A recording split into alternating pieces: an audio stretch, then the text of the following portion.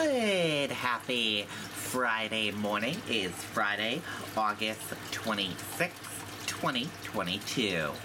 I'm Riley King, and happy Friday morning, everyone, and welcome to this Friday morning edition of the Riley King Newscast, right here on the Riley King Network. We have a lot of news to get to this Friday morning, so let's get started right now. First up, we're going to begin with a check of your weather. Meteorologist Jacqueline Thomas is saying strong to severe storms possible in New Hampshire for today. With a full weather forecast, let's go to meteorologist Jacqueline Thomas right now.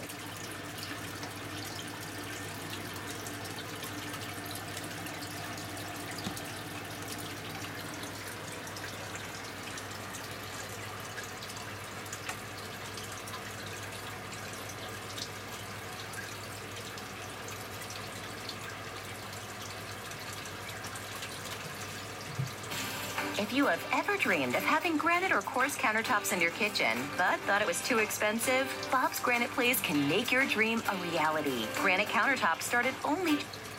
Thanks for watching. I'm meteorologist Jacqueline Thomas. All eyes are on Friday with the potential for some strong to severe storms across the area. I'll show you this because the yellow area that you see here, that's where you have the highest potential for those severe storms. So mainly south of the mountains, you can see some scattered severe storms as we head through Friday. Afternoon and evening is the time frame that we're really focused on. Damaging winds, the biggest threat, of course, downpours and torrential rainfall possible with any strong storm that develops, even some hail, a possibility too.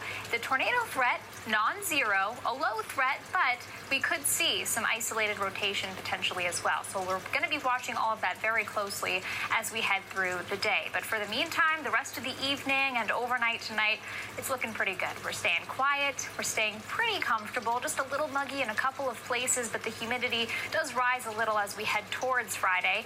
Overnight lows fall back into the 50s up north tonight, 60s as you head south. And there may be some areas of patchy fog developing overnight into tomorrow morning too.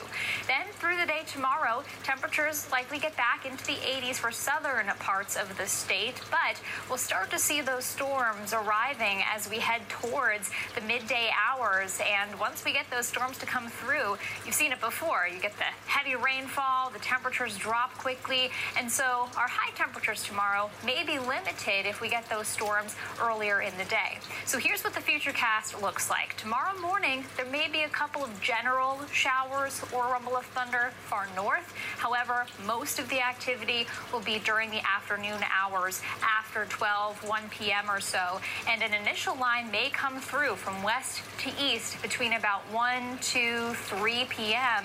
And then you may get a break, but you might not be out of the woods because we likely get another batch of storms to develop as we head towards the early evening. So 6, 7 o'clock, you could still be looking at some strong storms across the area before we start to see that activity wind down. I think by 9, 10 p.m., things really start to wrap up. And as we head into the weekend, the good news is it's looking pretty good. We'll actually be fairly quiet over the weekend, and we'll be pretty comfortable too. The humidity will fade as we head through Saturday and Sunday. So 7-day forecast, alert weather tomorrow with that chance for some severe storms. And then by early next week, the heat and humidity start to creep back in again. Could be approaching 90 degrees again by next Tuesday. Okay, and there you go on that weather forecast from meteorologist Jacqueline Thomas. Thank you for that, Jacqueline. And now let's get to your news. First up, man dies while hiking on Mount Washington, New Hampshire Fish and Game, officials say. Let's take a listen to that video from WMUR News 9. Senate Republican leader Mitch McConnell saying a federal abortion ban is possible. Access to care here could be threatened. Don Bolduc, Chuck Morse, and Kevin Smith would all vote for a nationwide abortion ban. Don't let them make abortion illegal in New Hampshire.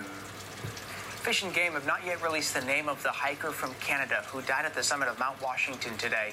That 46-year-old from Quebec was hiking with his adult son and collapsed as he was approaching the summit parking lot. State park staff, along with some nurses who just happened to be there hiking, tried CPR, even an AED, but the man was pronounced dead. Okay, and there you go on that video and that report.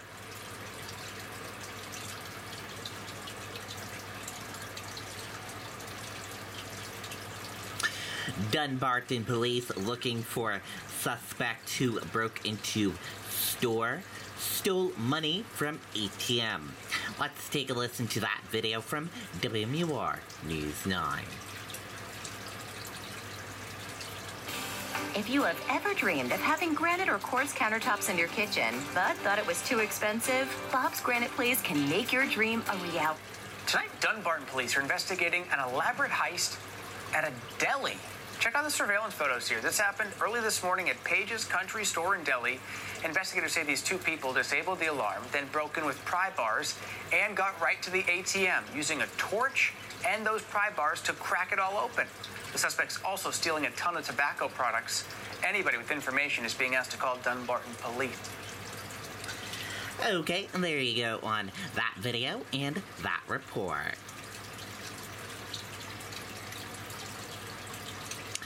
Peterborough man accused of assaulting, threatening to use a weapon against police. Let's take a listen to that video from WMUR News 9. Are aches and pains catching up to you? You can relax. Mainly Tubbs Self-Care Summer Sales Event is here. Our wellness product. 35-year-old Daniel Legere was taken into custody this morning by Peterborough police, accused of assaulting a woman Wednesday night and telling her he would use his handgun against police if she called them. That's a concern law enforcement has everywhere today. Unfortunately, it's becoming all too routine. Officers met with the victim at a hotel in Nashua where they determined there was probable cause to arrest Legere on multiple domestic violence charges. They are severe enough where she is currently receiving medical treatment in an undisclosed hospital. Thursday morning, Peterborough police served an arrest warrant for Legere at his home on Hunt Street, assisted by several other agencies. Given the fact that he was armed with a handgun, had threatened to use it on law enforcement, we pulled in outside resources, Monadnock SRT team, a couple of SWAT members from the Keene Police Department, our K-9 unit. We wanted to ramp up the level of law enforcement in order to meet that challenge if it became necessary. But I'm happy to report that no shots were fired, no officers were injured, no civilians were injured. Legere was taken into custody without incident and now faces several domestic violence charges as well as second-degree assault.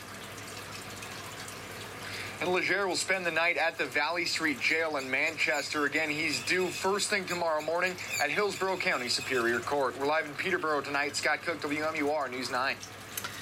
Okay, and there you go on that video and that report.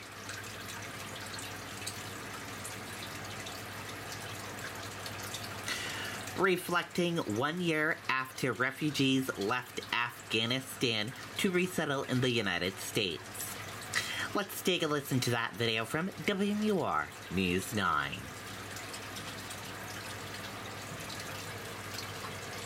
Senate Republican leader Mitch McConnell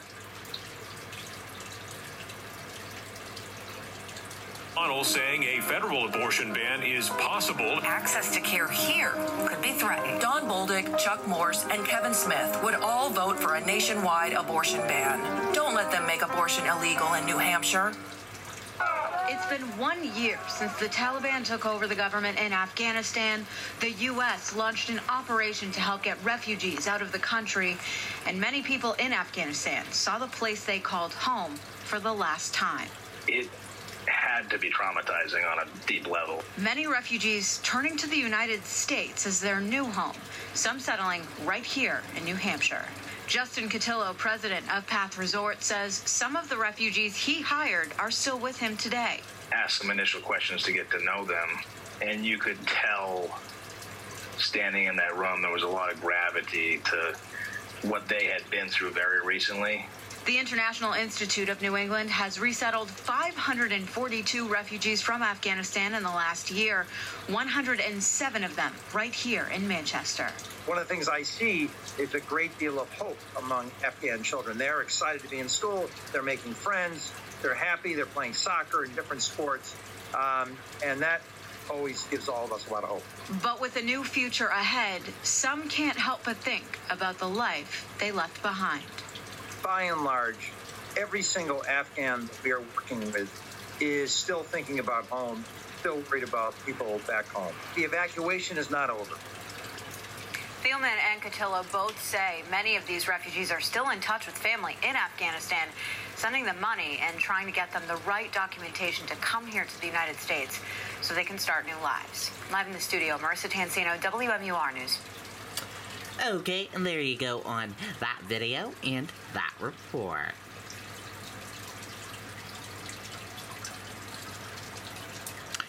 New Hampshire officials announced 3 new COVID-19 deaths over past week. Let's take a listen to that video from WMUR News 9. Senate Republican leader Mitch McConnell saying a federal abortion ban is possible. Access to care here could be threatened. Don Bolduc, Chuck Morse, and Kevin Smith would all vote for a nationwide abortion ban. Don't let them make abortion illegal in New Hampshire. To the latest on COVID-19 here in New Hampshire, the state reporting 239 new cases tonight. No new deaths now for the second straight day. 95 people who have tested positive are in the hospital, 27 of whom are receiving COVID-specific treatment. Okay, and there you go on that video and that report.